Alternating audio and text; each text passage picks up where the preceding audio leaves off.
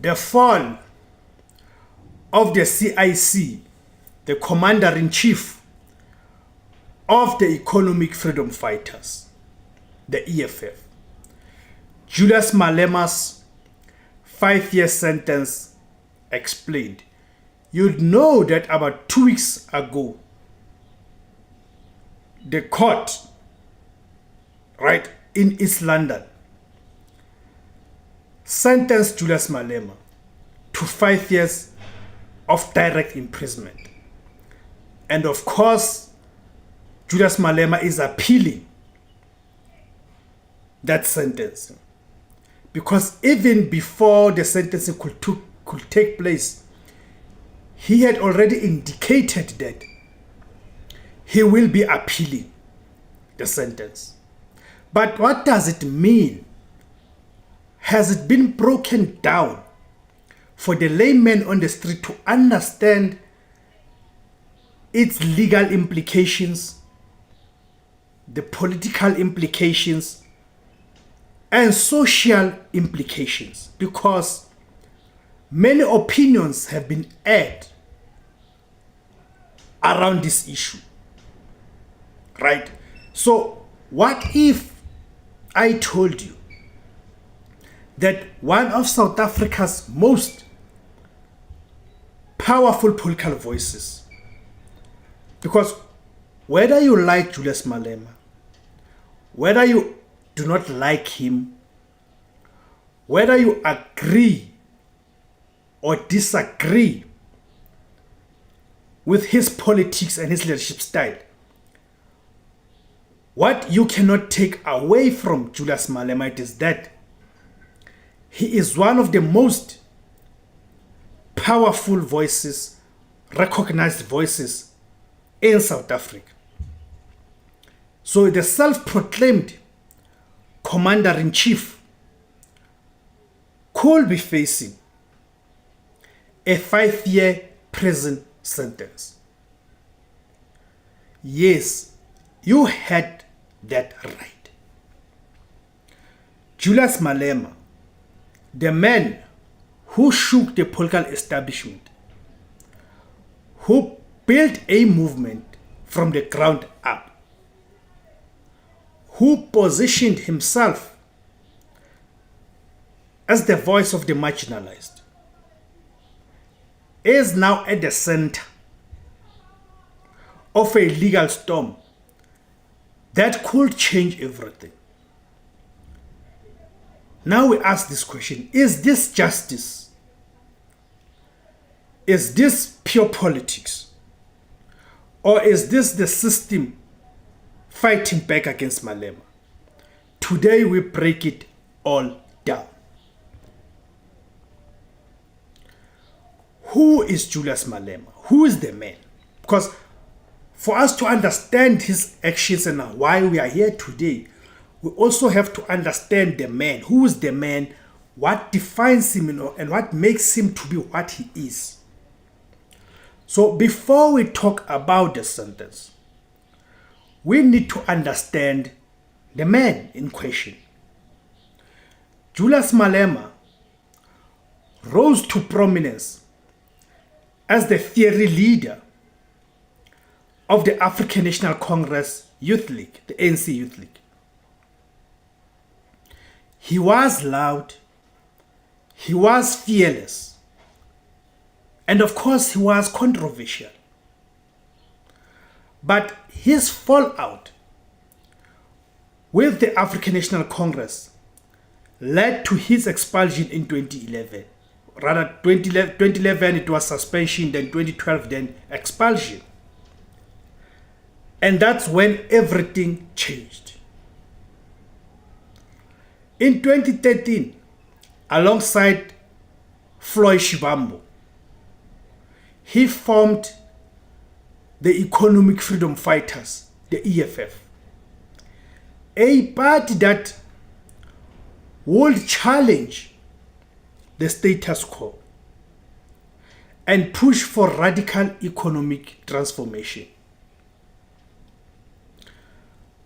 From parliament to the streets, Malema became a symbol of resistance. But of course, with power comes scrutiny. The case against Julius Malema. Now, let us get into the heart of the matter. The 5-year sentence did not just come out of nowhere. It stems from long-standing legal battles, particularly related to his discharge of a firearm in the crowd during the EFF's 5th anniversary celebrations. But it does not start there. You can go back to the corruption, fraud, and financial misconduct allegations tied to government tenders in the province of Limpopo. Authorities have argued that Malema benefited improperly from contracts during his time as a rising political figure.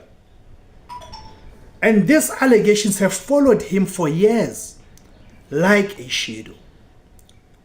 Right? It's a stain that has remained, right? It's a stain that has remained with Julius Malema for years. Because you'd remember when the provincial government of Limpopo was led by Castle Matale, right? By Castle Matale, the national government had to put that government under administration, right? Under administration, because they had collapsed that government in Limpopo. So it is one of the stains that has remained with Julius Malema for years. Whenever the issues are raised, there will always be that reminder that remember Julius Malema, right? That Julius Malema was part of the people who collapsed the government of Limpopo. So whenever he wants to speak about clean governance,